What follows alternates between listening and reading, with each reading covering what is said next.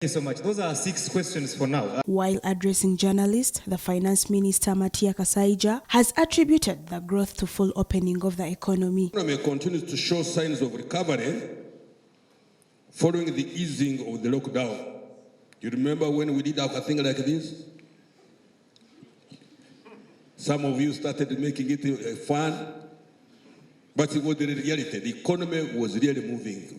If it wasn't this COVID thing, I'm sure we would have hit maybe 6.8 or 7% growth. The economy is projected to grow at between 3.8% and 4.5% this financial year, as compared to 3.4% when we were under COVID. Kasaija says investment in key areas like oil and gas, infrastructure, ICT, industrialization, and human capital development are likely to spark growth. The budget for financial 22-23 has been prepared under the theme full modernization of the Ugandan economy through commercial agriculture, industrialization, expanding and broadening services, and digital transformation and market access. That is why the PDM is coming.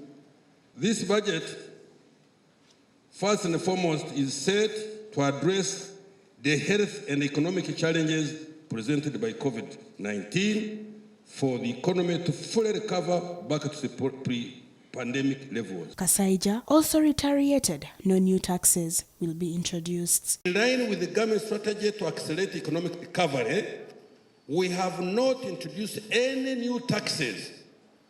We have proposed to amend some tax laws mainly to provide clarification of any ambiguous provisions, close loopholes in the tax laws, and simplify the tax laws with a view of supporting tax administration and promoting voluntary tax-paying compliance, which will ultimately enhance revenue collection.